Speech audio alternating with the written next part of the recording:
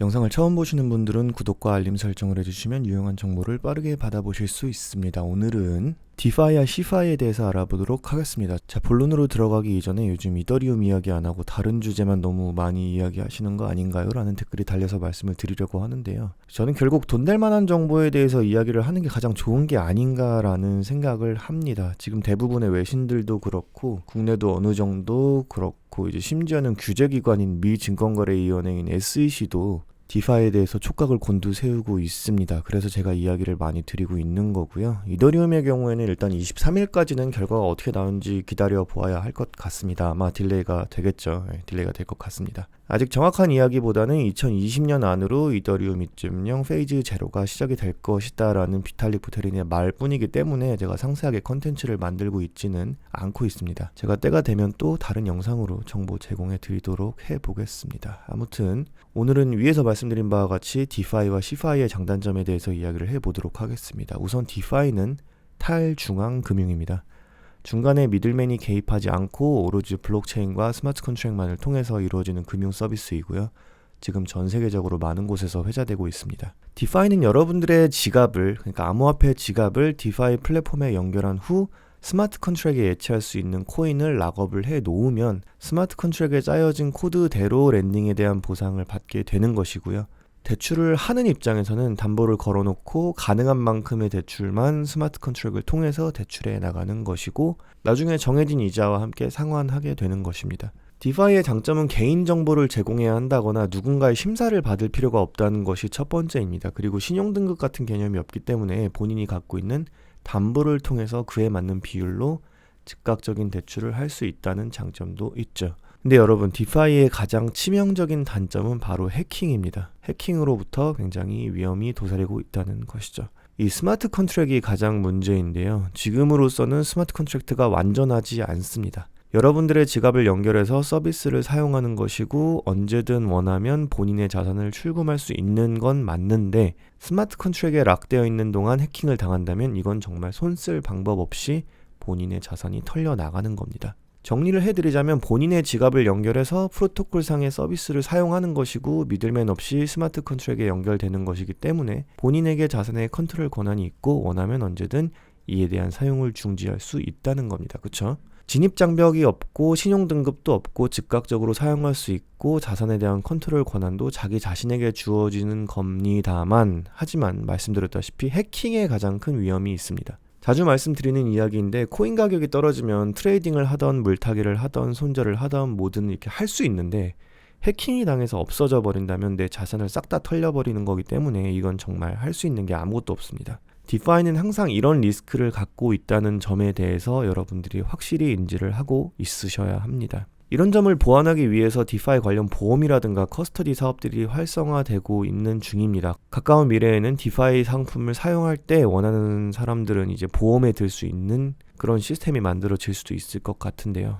자, 정리하겠습니다. 디파이는 탈중앙의 중간 관리자가 없고 모든 컨트롤 권한은 사용자 본인에게 있다. 하지만 디파이를 작동하게 하는 스마트 컨트랙은 해킹이라는 치명적인 위험이 있을 수 있고 이런 사고가 발생했을 때 누군가가 책임져 주지 않는다. 사용에 대한 모든 책임은 사용자 본인에게 있다입니다. 자, 두 번째로 시파이에 대해서 이야기해 보겠습니다. 시파이는 탈중앙 금융인 디파이와는 반대편에 서 있는 중앙형 금융입니다. Centralized Financial이죠. 그러니까 누군가가 운영을 하고 있는 그 회사가 있다는 겁니다. 대표적으로 블록파이, 셀시우스, 크레드, 크립토닷컴, 넥소 등이 있습니다. 시파이의 장점은 아무래도 체계적인 서비스 운영과 속도, 사용자 친화적인 인터페이스, 그리고 무엇보다 네트워크에 따라 들쭉날쭉하지 않는 꽤 준수한 이율입니다. 이로 인해서 특히 초보분들이 블록체인이나 스마트 컨트랙에 대한 이해가 부족해서 이 간편함의 매력을 느끼고 접근하시는 분들이 많이 있는데요. 시파이도 장점과 더불어서 아주 치명적인 단점도 있습니다. 제가 거래소 관련되어서도 항상 말씀드리는 거 있죠. 다른 플랫폼에 있는 돈은 내 돈이 아니다. 이 자산에 대한 컨트롤 권한은 풀로 내가 갖고 있는 게 아니면 그 자산은 내 자산이 아니다 라는 말이죠. 자, 여러분이 거래소에 돈을 입금하고 비트코인을 샀다고 가정을 해볼게요. 그러면 거기서 계속 트레이딩을 하고 거래소 지갑에 보관하고 있다면 여러분들이 사고 팔고 할 수는 있겠지만 여러분들의 자산이 아닙니다. 왜냐하면 이 자산은 거래소 지갑에 보관이 되어 있는 것이고 해당 지갑에 대한 프라이빗 키를 가지고 있는 곳은 거래소입니다. 거래에 사용되는 여러분들이 보고 있는 그 숫자는 전산상에서 움직이는 숫자이고요. 진짜 자산은 거래소 콜드월렛에 보관이 되어 있다는 거죠. 그러니까 엄밀히 따지면 특정 플랫폼이나 서비스에 있는 자산은 여러분들의 자산이 아닙니다. 말씀드렸다시피 여러분들이 지갑의 프라이빗 키를 보유 중인 게 아니니까요. 작년에 쿼드리라는 거래소 대표인 제라드 코튼 쿼드리가 병으로 사망하게 되면서 해당 거래소의 콜드월렛에 있던 자산을 인출하지 못해서 거래소를 사용하던 사용자분들이 피해를 보는 일이 있기도 했었죠. 1,600억 원 정도에 해당하는 피해 금액이었었는데 이는 평소에 저 돌아가신 대표자분이 보안을 아주 중요하게 생각해서 프라이빗 키를 운영진에게 전혀 공유하지 않았고 은행 업무도 단독으로 진행했기 때문에 발생한 일이라고 생각합니다. 본인의 콜드월렛이 아닌 다른 곳에 예치를 한다면 이런 리스크는 필수적으로 있을 수밖에 없는 부분입니다. 그래서 항상 이런 위험에 대해서 인지를 하고 계셔야 합니다.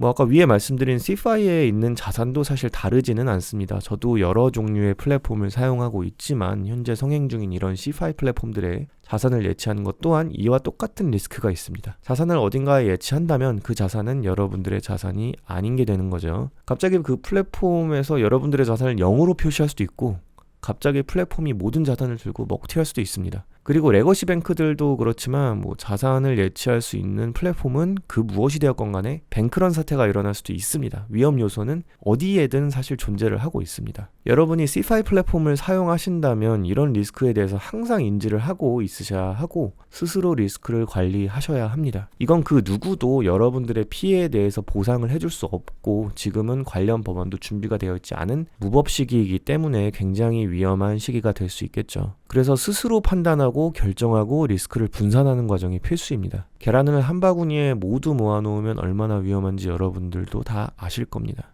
그래서 저도 여러 가지 플랫폼의 금액을 나누어서 예치를 해놓고 있습니다. 왜냐하면 플랫폼에 문제가 생겨서 내 자산을 되찾지 못한다고 하더라도 그 손실을 최대한 줄여야 하니까요. 그쵸? 자, 여러분 오늘은 간단히 CeFi와 DeFi의 장단점에 대해서 알아보았습니다. 저도 여러분들과 똑같은 개인 투자자이고요. 여러분들이 하는 실수 똑같이 합니다. 매수 매도 버튼 잘못 눌러서 팔아야 되는데 사기도 하고 잘못된 주소로 코인 보내서 손실되거나 거래소로 코인 보냈는데 하루 반나절이 지나도 제대로 전송되지 않아서 쩔쩔매는 거 다 해봤고요. 이런 랜딩 플랫폼 사용도 다를 바 없습니다. 현재 4가지 정도의 DeFi와 CeFi 플랫폼의 자산을 분배해서 저는 사용 중인데요.